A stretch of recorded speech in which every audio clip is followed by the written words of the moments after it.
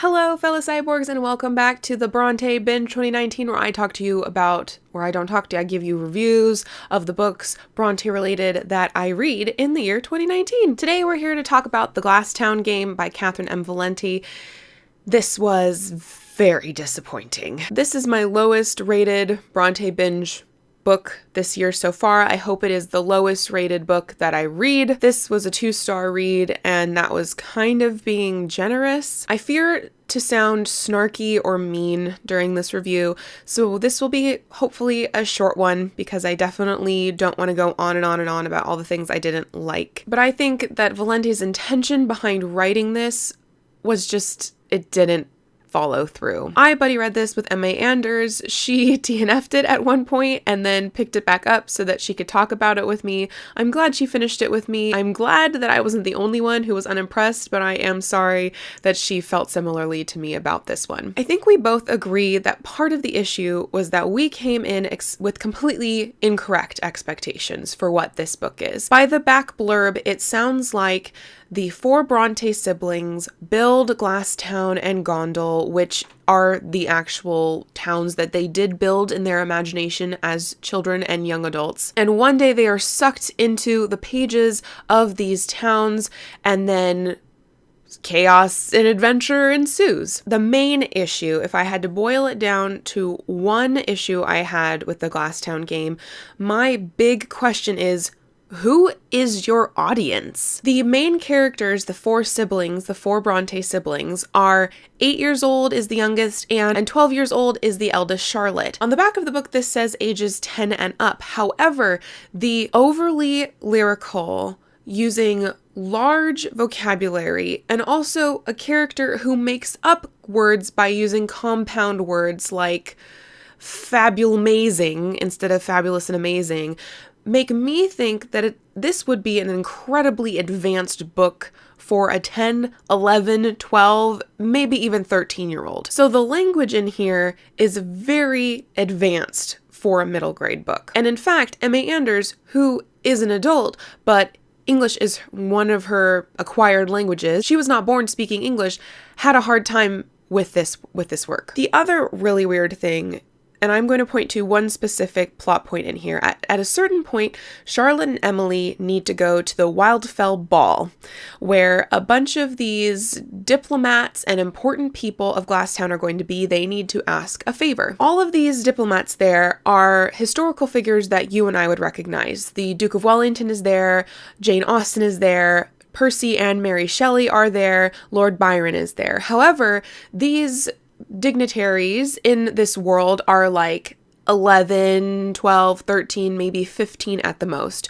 So they are supposedly the same age as Emily and Charlotte. However, in this ballroom scene, they are doing very adult things. They're speaking like adults and they're flirting like adults. Throughout this scene, the reader is reminded that the Duke of Wellington is only 13, that Lord Byron is only 11, because they don't feel like 13 and 11-year-olds, they feel like they're in their 30s. I was annoyed with that scene for reasons other than the who really is your audience and what actually are the ages of your characters, but I'm not going to get into that right now. There are also a couple plot points in here that are very morally and ethically ambiguous. They are big issues that, in fact, recently another adult horror fiction tackled a similar topic. But in this book, it's not tackled. It's just put out there in the void and then left for the child readers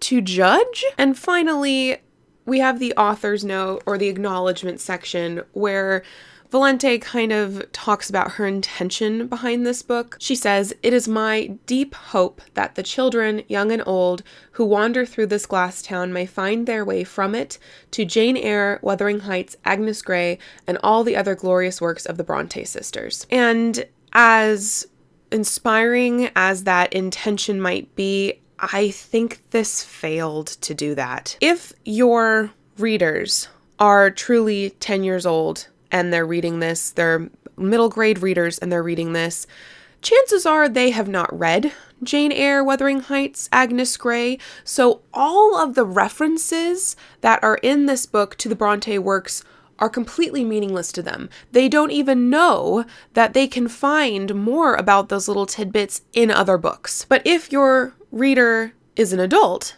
and they're coming to the Glasstown game, if they have read all of the Bronte's works, they will pick up on some of those hints. But then the issue for me, in the world of this book, the Bronte siblings have not created these details. They are observing these details. Emily and Charlotte go to Wildfell Ball before Anne ever has the idea of the tenant of Wildfell Hall. So within the universe of this, it's as if this Glasstown world that started as a game that they played together but then grew into something uncontrollable on its own has given the Bronte siblings all of their ideas. It's like it invalidates the imagination of the Bronte siblings because all of the names of characters, the personalities of characters, the locations in their novels, they experienced first while wandering around this fantasy world. I also don't think that how this book was written at all echoes the works of the Brontes, besides those little references, having characters named Linton, named Ginevra, having Wildfell Ball being referenced to Wildfell Hall. These are just small details, little Easter eggs for Bronte readers, but they don't have anything to do with the actual Bronte's works. I don't understand how reading this book would give readers an idea of what to expect in the novels written by the Bronte sisters. None of the plot in here has anything to do with the plots written by the Brontes. None of the characters that the Bronte siblings made up themselves, rather than just found in Glasstown, were anything from the novels of the Brontes. So apart from reading this book, having this chaotic adventure with these four kids, and then afterwards realizing that they were authors in their own right, I don't understand how this book is selling the works of the Brontes to middle grade readers, or to readers of any age for that matter. I came to the Glasstown game because I love the Brontes and I really enjoy most of their work, and I wanted to read about them and read about their Glasstown. And instead, I got a watered down, very Valente, episodic, intensely fantastical, verbosely lyrical language that really didn't remind me of the Brontes at all. So, like I said, I had other issues with this as well, but I'm going to leave it there. I cannot recommend this. I don't think it's a bad book, but I think if you're coming at it from being a Bronte lover, I think you'll be disappointed. And I think if you're reading this, even though you don't know who the Brontes are, I don't know why you wanted to pick this up in the first place. But let me know if you enjoy it more than I did. So thank you for listening to me rant about a book and not be very funny about it. Thank you for watching, and until next time, let me know what middle grade Bronte inspired book you wish existed in the world, and continue to be lovely.